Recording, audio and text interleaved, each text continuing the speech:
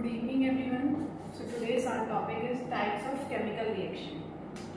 आज हम पढ़ेंगे कि कितनी तरीके की केमिकल रिएक्शंस होती हैं। वैसे तो हमारे आसपास हम देखेंगे कि बहुत सारी तरीके की केमिकल रिएक्शंस होती हैं। केमिकल रिएक्शंस होती क्या है पहले हमें ये पता करना होगा, ठीक है। तो केमिकल रिएक्शंस क्या होती हैं? अब आपने पढ़ा होगा केमिकल रिएक्शन पढ़ने से पहले आपको पता होगा कि केमिकल चेंज होता है। क्या होता है? एक केमिकल चेंज होता है और एक फिजिकल चेंज होता है। एक हमारा केमिकल चेंज होगा, दूसरा हमारा फिजिकल चेंज होगा। जैसे कि हमें नाम ही बता रहा है केमिकल चेंज, तो मतलब इसके कुछ केमिकल या इसके इंटरनल स्ट्रक्चर या एटम या इसके पार्टिकल इसमें कुछ ना कुछ चेंज होगा, उसकी कुछ केमिकल प्रॉपर्टीज में चेंज होगा। और फिजिकल चेंज में कोई केमिकल चेंज नहीं होगा, उसमें कोई उसकी अंदर की चीज में चेंज नहीं होगा, सिर्फ उसकी फिजिकल प्रॉपर्टीज चेंज होगी। लाइक हमारी स्टेट चेंज हो सकती है सिर्फ, ठीक है। बाकी जो केमिकल चेंज होगा वो क्या होता है? एक टाइप का इरिवर्सिबल चेंज होता है। इरिवर्सिबल मतलब एक बार जो चेंज हो गया वो वापस कभी आपको नहीं मिल सकता है। अब जैसे कि राइपनिंग ऑफ फ्रूट्स हो गया, बर्निंग ऑफ पेपर हो गया। अपने आसपास आप देखते होंगे फ्रूट एक बार पक गया, राइप हो गया फ्रूट, वो दोबारा हमें कच्चा नहीं मिल सकता, ठीक है। बर्निंग ऑफ पेपर हो गया, ये सारे क्या हो गए हमारे chemical change. Digestion of food हो गया, ठीक है। कुकिंग ऑफ फूड हो गया हमारे डेली लाइफ में, फोटोसिंथेसिस हो गया, ये सारे क्या है हमारे केमिकल चेंजेस। अब इसके अपोजिट होता है हमारा फिजिकल चेंज, जिसमें कोई नया प्रोडक्ट फॉर्म नहीं होता। केमिकल चेंज में हमेशा एक नया प्रोडक्ट फॉर्म होगा, new product is always form. While in physical change कोई नया प्रोडक्ट फॉर्म नहीं होगा, नो न्यू प्रोडक्ट। जो प्रोडक्ट था वो वैसे का वैसा ही रहेगा। अब मैंने पेपर के पीसेस कर दिए, ठीक है, तो वो क्या हो गया मेरा फिजिकल चेंज। अगर मेरे आइस थी वो सॉलिड थी, सॉलिड को मैंने किसमें चेंज कर दिया?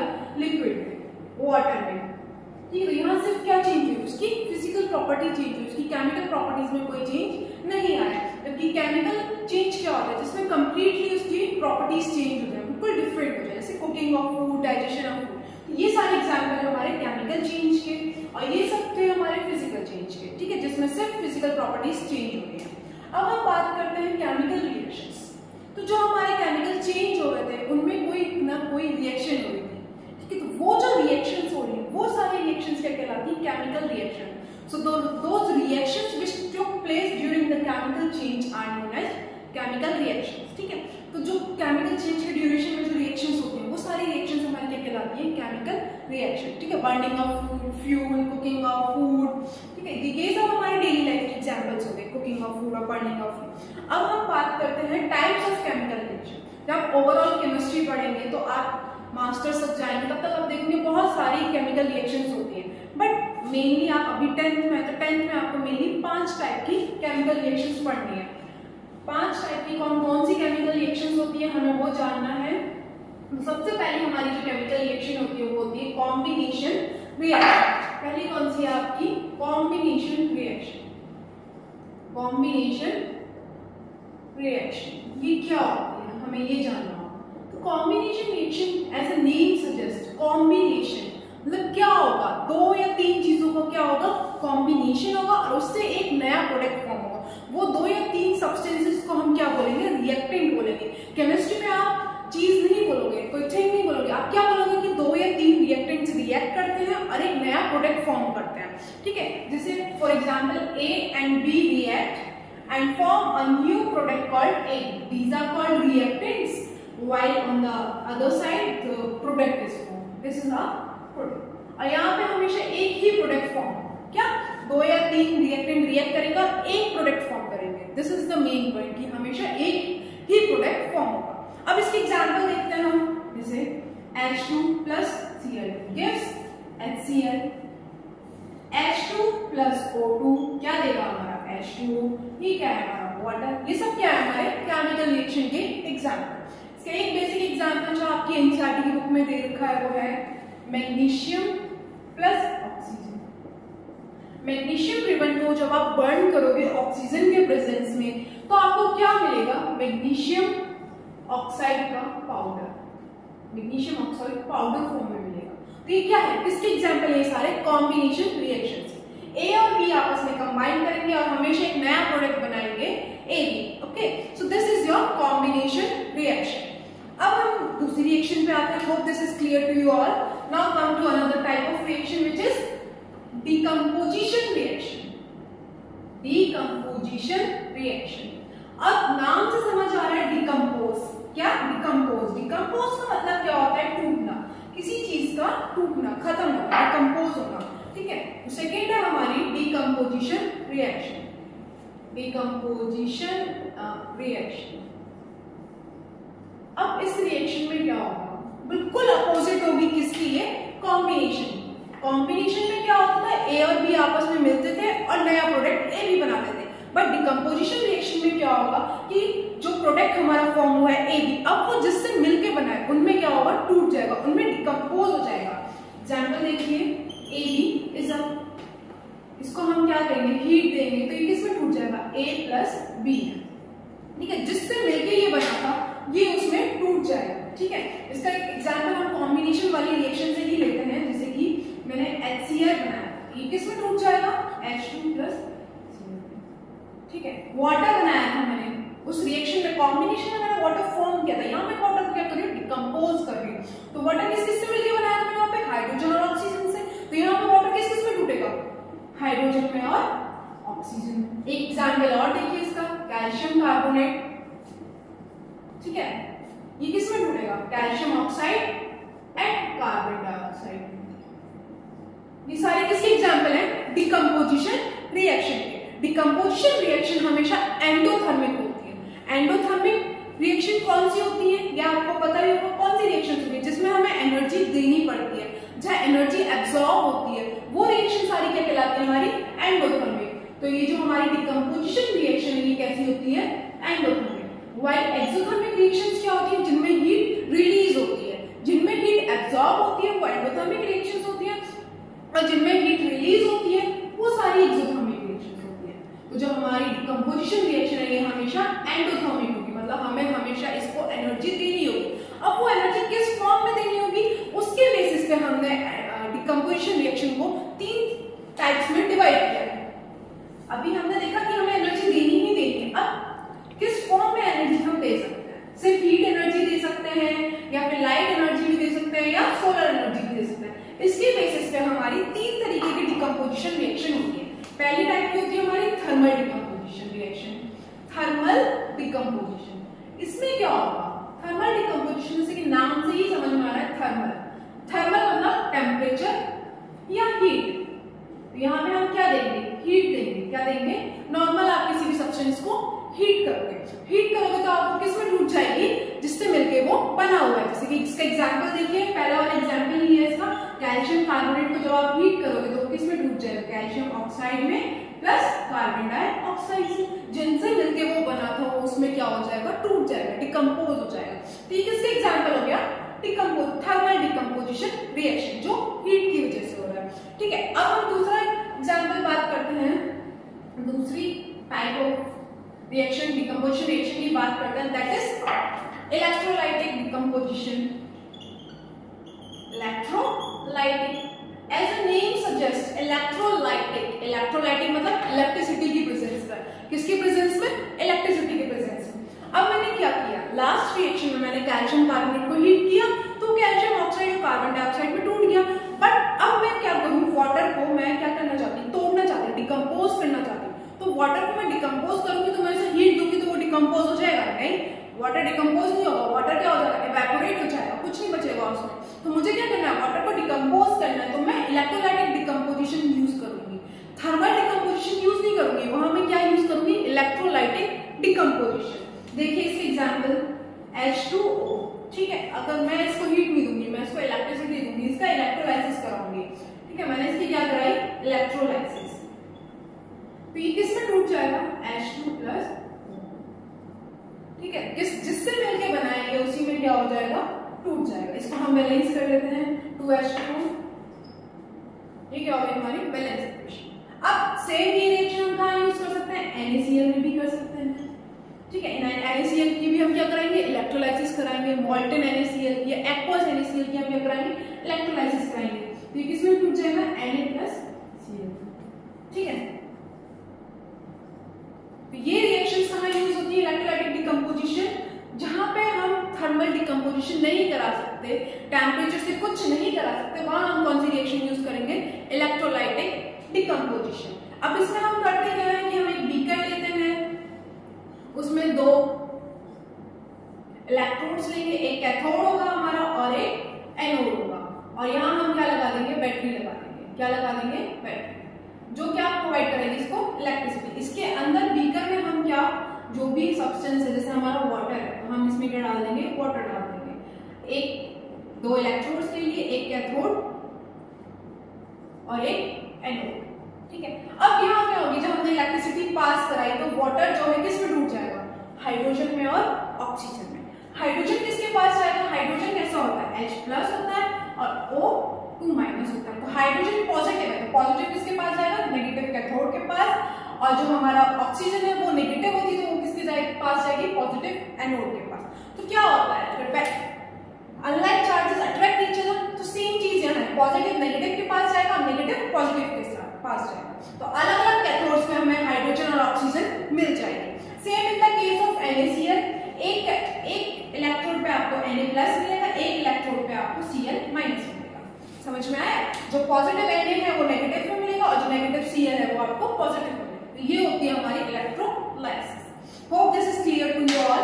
Now come to another type of decomposition reaction, which is photolytic decomposition reaction. Photolytic decomposition reaction. As the name suggests, photolytic. Photolytic.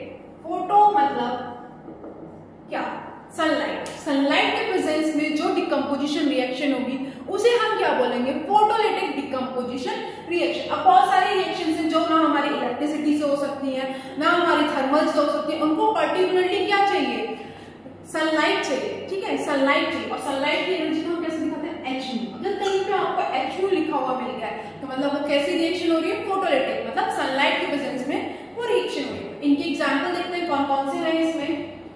AgCl को जब हम क्या करेंगे, एक पेट्री डिश में आप क्या करोगे, चाइना डिश में आप किस में रख दोगे, चाइना डिश में आप धूप के नीचे रख दीजिए, सनलाइट के नीचे रख दीजिए, तो क्या होगा, कुछ टाइम बाद उनका क्या हो जाएगा, डिकम्पोजिशन हो जाएगी उसकी H², और किस में टूट जाएगा, Ag+Cl2। ये किसके लिए होता है, हेलोजेंस के लिए होता है। किसके लिए होता है, हेलोजेंस के। और हेलोजेंस कौन से होते हैं हमारे, fluorine, chlorine, bromine and iodine. ये रिएक्शन किसके लिए थी, क्लोरीन के लिए, सिल्वर क्लोराइड के लिए। अब सेम रिएक्शन हमारी किसके लिए होती है, सिल्वर ब्रोमाइड के लिए। इसको भी हम ये देंगे H में, तो किसमें, तो ये दोनों क्या थी हमारी फोटोलिटिक डिकम्पोजिशन रिएक्शन जो सनलाइट के प्रेजेंस में हो रही है। अब यहाँ पर मेन चीज इंपॉर्टेंट पॉइंट ये है कि ये आपकी रिएक्शन कहाँ यूज होती है, ब्लैक एंड व्हाइट फोटोग्राफी में। ब्लैक एंड व्हाइट फोटोग्राफी बहुत इंपॉर्टेंट पॉइंट है ये कि ब्लैक एंड व्हाइट फोटोग्राफी में आपकी कौन सी टाइप ऑफ रिएक्शन यूज होती है।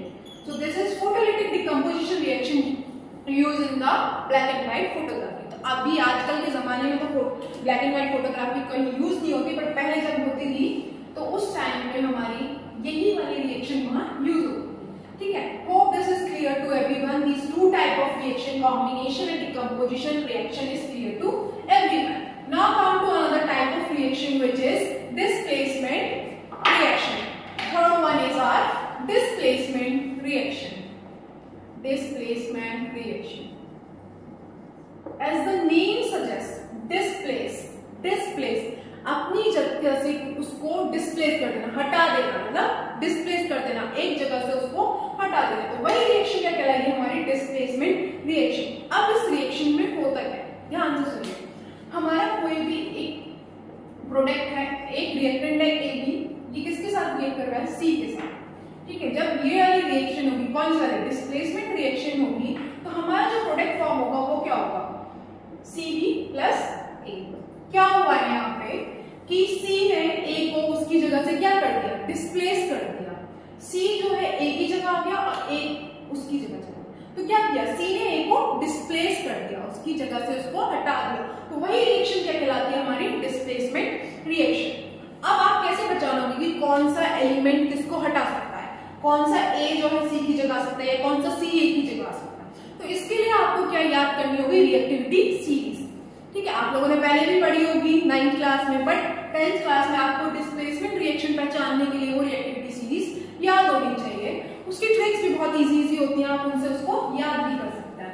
मैं यहाँ पे लिख देती हूँ, बहुत इजी सिंपल ट्रिक्स के साथ आप याद कर सकते हैं। तो हमारी इसकी बहुत इजी ट्रिक होती है इसे याद करने की। Please stop calling me a zebra,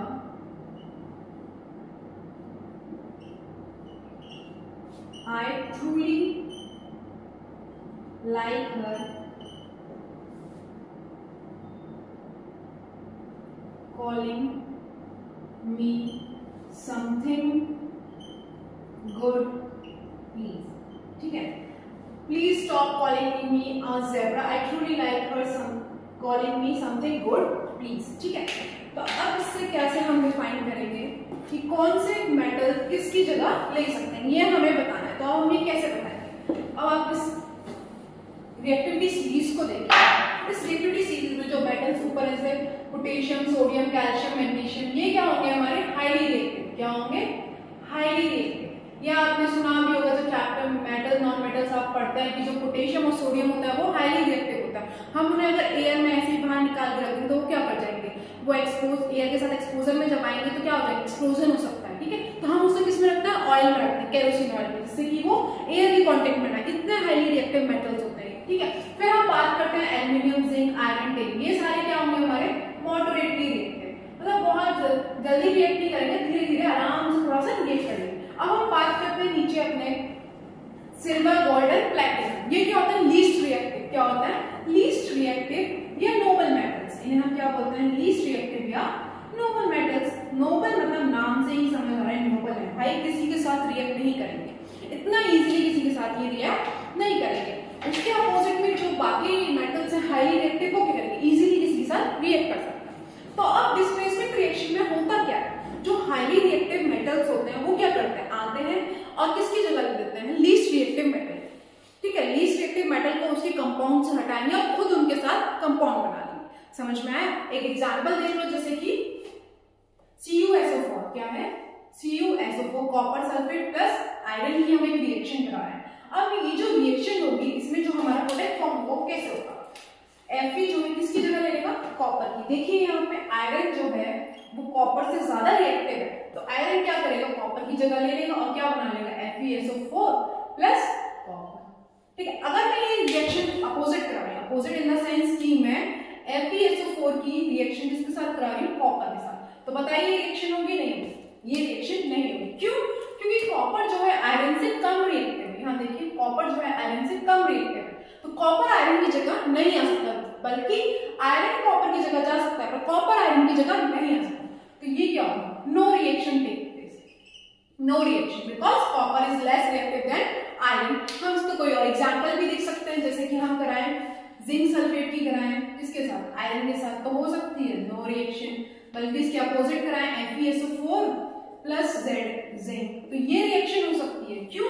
क्योंकि जिंक जो है आयरन से ज्यादा रिएक्टिव है। ये रिएक्टिविटी चीज याद है आपको, तो आप इजीली रिएक्शंस लिख सकते हैं, डिस्प्लेसमेंट रिएक्शन इजीली कर सकते हैं। तो आप समझ आया कि हाईली रिएक्टिव मेटल क्या करेगा, लीस्ट रिएक्टिव मेटल को या लो रिएक्टिव मेटल को उसकी जगह से हटा के खुद उसकी जगह आ जाएगा। This is an example of displacement reaction. इसमें बहुत सारे एग्जांपल बन सकते हैं, बस आपको ये सीरीज याद होनी चाहिए। अगर आपको याद है तो आप इजीली कर सकते हैं। अब इसी की थोड़ी हम एक्सटेंड वर्जन, हमारी अलग डिफरेंट अनदर रिएक्शन है जिसका नाम है डबल डिस्प्लेसमेंट रिएक्शन। इसमें क्या होता है, एक सिंगल डिस्प्लेसमेंट होता है, एक सिंगल एलिमेंट दूसरे एलिमेंट को डिस्प्लेस करता है। बट डबल डिस्प्लेसमेंट रिएक्शन में क्या होता है वो देखते हैं हम जरा अभी आगे क्या होता है इसमें। डबल डिस्प्लेसमेंट रिएक्शन नाम से ही समझ आ रहा है, डबल डिस्प्लेसमेंट मतलब एक एलिमेंट का नहीं, दो का डिस्प्लेसमेंट होगा। क्या होगा, दो का डिस्प्लेसमेंट होगा, दो एलिमेंट्स का। इस रिएक्शन को हम मोस्टली मेनली बोलते हैं exchange of ions. Double displacement reaction में क्या होता है, आयंस का एक्सचेंज होता है। क्या होता है, आयंस का एक्सचेंज होता है। बेसिक एग्जांपल देखिए AB प्लस CD। अब यह क्या होगा, दो डिस्प्लेसमेंट होता है, तो कैसे फॉर्म होगा ये AD प्लस CD। क्या हुआ, A जो है वो किसकी जगह आ गया, C की जगह, और C इसकी जगह आ गया हमारा A की जगह। तो क्या होगा, दो आयंस का एक्सचेंज हुआ है। क्या हुआ है, दो आयंस का एक्सचेंज हुआ है। अब देखिए AB क्या है, हमारा कंपाउंड है, और ये कंपाउंड हमेशा किससे फॉर्म होता है, A प्लस B माइनस से, वैसे ही C प्लस D माइनस से। तो अब जो A है वो किसके साथ, कैटाइन किसके साथ जाएगा, एनाइन के साथ, D के साथ, और जो B है वो किसके साथ जाएगा, C के साथ।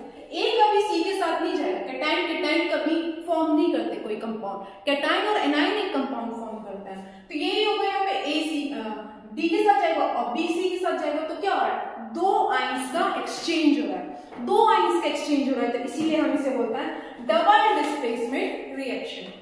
ठीक है, अब दो आइंस का एक्सचेंज हो गया तो डबल डिस्प्लेसमेंट रिएक्शन। अब हम इसके देखते हैं कि क्या, इसके कुछ एग्जांपल देखते हैं। अब एग्जांपल से जाने से पहले हम देखते हैं इसके क्या दो टाइप है, डबल डिस्प्लेसमेंट रिएक्शन के फर्दर दो टाइप। पहला होता है हमारा precipitate reaction, precipitate reaction. Precipitate क्या होता है ये सब आपने पढ़ा होगा, बट फिर से हम बताते हैं प्रेसिपिटेट रिएक्शन। और दूसरी होती है आपकी न्यूट्रलाइजेशन रिएक्शन। क्या होती है, न्यूट्रलाइजेशन रिएक्शन। अब प्रेसिपिटेट रिएक्शन में क्या होगा, कोई भी हमारे दो कंपाउंड्स रिएक्ट करेंगे, दो एक्सचेंज ऑफ आइंस होगा दो कंपाउंड्स के बीच में, और एक नया कंपाउंड फॉर्म होगा। तो जो नया कंपाउंड फॉर्म होगा उसमें जो नया प्रोडक्ट फॉर्म हो रहा है वो कैसा होगा, इनसॉल्युबल होगा। कैसा होगा, इनसॉल्युबल होगा। जैसे कि AgNO3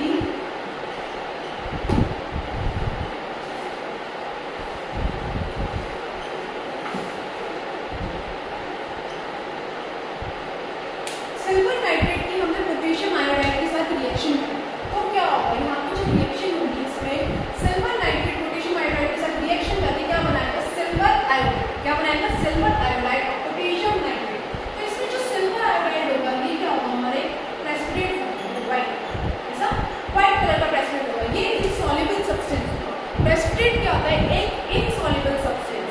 किसी भी रिएक्शन में अगर आपको इनसॉल्युबल सब्सटेंस कहीं दिख रहा है उसका मतलब है कि वहाँ क्या फॉर्म हो रहा है, प्रेसिपिटेट फॉर्म हो रहा है। और ये हमने कैरेक्टरिस्टिक्स ऑफ केमिकल रिएक्शन में भी हमें पता होता है कि one of this formation of precipitate is also characteristic of chemical reaction. ठीक है, तो ये क्या किसका एग्जांपल हो गया, हमारा प्रेसिपिटेट रिएक्शन है। यहाँ पे डबल डिस्प्लेसमेंट किया क्योंकि Ag आयोडाइड के साथ आयोडीन के साथ और पोटेशियम Ag, दो आइंस का एक्सचेंज। ठीक है, अब नेक्स्ट हम इसका टाइप है हमारा न्यूट्रलाइजेशन रिएक्शन। दूसरा हम इसका टाइप पढ़ते हैं न्यूट्रलाइजेशन। नाम से समझ आ रहा है न्यूट्रलाइजेशन। न्यूट्रलाइजेशन मतलब क्या होता है, हमारे पास दो तरीके के सब्सटेंस होते हैं, एक एसिड होता है और एक बेस होता है। अब जब एसिड और बेस आपस में रिएक्ट करते हैं तो वो क्या बनाते हैं, एक न्यूट्रल सब्सटेंस बनाते हैं। क्या बनाता है, न्यूट्रल सब्सटेंस। जैसे कि मेरा एक स्ट्रॉन्ग एसिड है HCl, एक स्ट्रॉन्ग बेस है NaOH, दोनों आपस में रिएक्ट करेंगे और क्या बनाएंगे, NaCl plus H2O। Acid and base आपस में रिएक्ट करके सॉल्ट और वाटर बना है, तो ये रिएक्शन में क्या कहलाएगा, न्यूट्रलाइजेशन रिएक्शन। कोई भी एसिड और बेस आपस में रिएक्ट कर रहे हैं और एक नया सॉल्ट बना रहे हैं, सॉल्ट और वाटर बना रहे हैं, तो वही रिएक्शन मेरी क्या कहलाती है, न्यूट्रलाइजेशन रिएक्शन। अब ये कैसे डबल डिस्प्लेसमेंट के एग्जांपल है, इसको देखिए। देखिए H प्लस है, Cl माइनस, Na प्लस होता है और OH माइनस होता है। तो H प्लस किसके साथ जाएगा, OH माइनस के साथ, और Cl माइनस किसके साथ जाएगा, Na के साथ। क्या बन गया मेरा, NaCl प्लस वाटर, ये मेरा सॉल्ट फॉर्म हो गया, ये वाटर। ये किसके एग्जांपल हो गए, मेरे न्यूट्रलाइजेशन रिएक्शन। तो hope this is clear to all कि डबल डिस्प्लेसमेंट क्या होती है, एक्सचेंज ऑफ आयंस होता है। ये फर्दर दो तरीके की होती है, प्रेसिपिटेट रिएक्शन और न्यूट्रलाइजेशन रिएक्शन। न्यूट्रलाइजेशन में एसिड बेस रिएक्ट करेगा और सॉल्ट फॉर्म करेगा, प्रेसिपिटेट में कोई भी दो कंपाउंड्स आपस में रिएक्ट करेंगे और एक जो प्रोडक्ट फॉर्म होगा वो कैसा फॉर्म होगा हमारा, वो हमारा क्या फॉर्म होगा, प्रेसिपिटेट बनाएगा। ठीक है, तो ये हमने चार